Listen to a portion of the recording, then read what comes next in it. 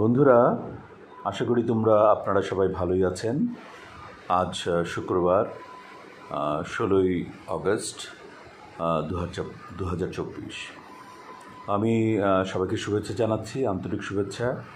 এবং এই আগস্ট মাস আমাদের বাংলাদেশের নতুন দিগন্ত উন্মোচন করেছে। আমরা মুক্তির আলো দেখেছি, স্বাদ গ্রহণ করছি মনে হয়। এরই মধ্যে গ্রহণ করা শুরু করেছি, কারণ আমরা দীর্ঘদিন নিষ্পেষিত ছিলাম, অত্যন্ত একটা বিপদ সংকুল অবস্থার মধ্যে ছিলাম, দেশ থেকে এবং বিদেশ থেকে। তো দেশের যারা ভালো চায়নি তারা সবাই গা ঢাকা দিয়েছে, অনেকে ধরা পড়েছে। দেশের যারা ভালো চাচ্ছে না তারা সবাই আমাদেরই মধ্যে লুকিয়ে আছে। আমি আপনাদেরকে বলবো, আপনারা একটু সতর্ক থাকেন। তারা যে কোনো তথ্য নিয়ে বিভ্রান্তি সৃষ্টি করার চেষ্টা করবে। এমনকি আমি যে কথাগুলো বলি, গতকাল আমি ৭১-এর কথা বলেছি। ৭১-এর ইনফ্যাক্ট এই ৭১-এর এত রক্তক্ষরণ, এত মানুষের জীবন প্রাণ উৎসর্গ করা, এত মা বোনের ইজ্জত হানি, আমি সেই দুঃখের কথা বলেছি। আমি ৭১-এর বিরোধিতা করে কথা বলিনি। সুতরাং আমার যে ভাই এটা উল্লেখ করেছেন তিনি অবশ্যই বুঝতে পারেননি, অথবা উদ্দেশ্য প্রণোদিতভাবেই বলেছেন যে আমি যেন আমার বক্তব্য বন্ধ করে দিই, না বলি। তো যাই হোক, আমি বলবো যে গতকালকে বলেছি। ইনফ্যাক্ট গতকাল ভারতের স্বাধীনতা দিবস ছিল। নরেন্দ্র মোদী লালকেল্লা বা রেড ফোর্ট থেকে যে বক্তব্য দিয়েছে সেটা কিন্তু আমাদের জন্য মোটেও সুখকর নয়। তিনি প্রকারান্তরে বলতে চেয়েছেন যে বাংলাদেশে একটা কমিউনাল এনভায়রনমেন্ট প্রিভেইল করছে, বিরাজ করছে। সুতরাং যে কোনো সময় এখানে দুর্ঘটনা ঘটে যেতে পারে। তাই ভারতের 140 কোটি মানুষ সবাই নাকি খুব উদ্বিগ্ন। তো বিস্মিত হলাম যে উনি এই কথাটা ভারতবাসীর কাঁধের মধ্যে রেখে কাঁধের মধ্যে বন্দুক রেখে মনে হয় যুদ্ধ করতে চাচ্ছেন। তো উনি যদি সেইটাই মিন করে থাকেন, উনি অবশ্যই অনেক বড় ভুল করছেন। উনি কিন্তু আমাদের স্ট্রেংথ সম্পর্কে খুব ভালোই জানেন।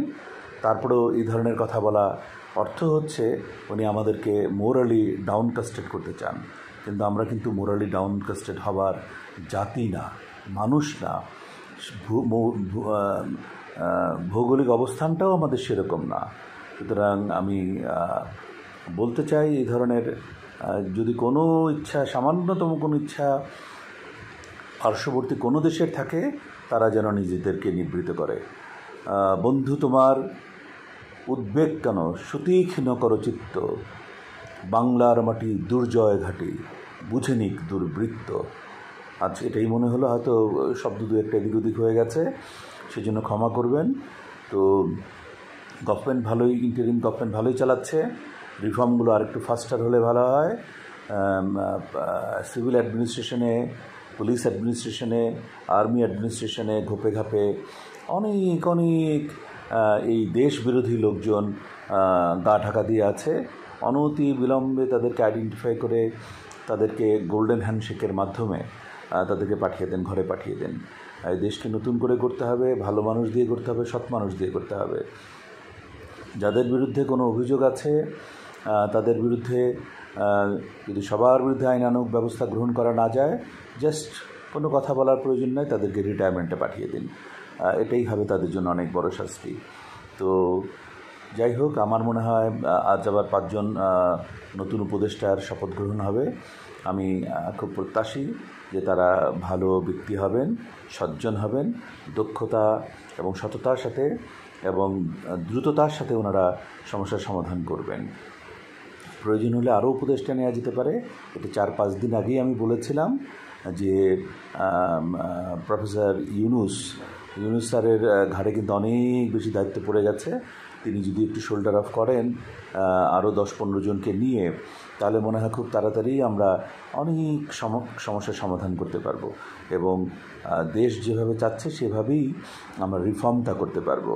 এই রিফর্মের মধ্যে অবশ্যই election commission, army, police, navy, air force, BGB, civil administration থেকে শুরু করে যা কিছু আছে, যেখানে রিফর্ম করার প্রয়োজন সেখানে রিফর্ম করতে হবে দ্রুততার সাথে। তা আমি সবার মঙ্গল কামনা করছি।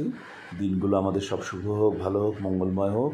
আমরা যেন দ্রুত খুব অল্প সময় উন্নতির একটা উন্নত জাতি হিসেবে নিজেদের আত্মপ্রকাশ করতে পারি, সেই প্রত্যাশা করছি। এবং ইনশাআল্লাহ আমরা নেক্সট 10 ইয়ার্সের মধ্যে আমি শিওর আমরা একটা ডেভেলপ কান্ট্রি হিসেবে নিজেদেরকে প্রতিষ্ঠিত করতে পারবো। এবং যখন আমাদের মেরুদণ্ড শক্ত থাকবে একমাত্র তখনই আমরা পারবো। আর নতজানু ভূমিকা নিলে আমরা কোনো দিনও পারবো না। সুতরাং এটা মনে রাখতে হবে। আরও পার্শ্ববর্তী দেশের দুর্বলতা, আমাদের সবলতা, এ নিয়ে না হয় আরও অনেক ভিডিও করা যাবে। আমি বলবো, ধীরে ধীরে বলবো, আপনারা আশা করেই শুনবেন। আর কোনো নেগেটিভ কমেন্ট না করে সাজেশন দিলে ভালো হয়, তাতে আমার মনে হয় সবার মঙ্গল, আমারও বলতে সুবিধা হবে। তা আজ এতটুকুই। ভালো থাকুন, সুস্থ থাকুন।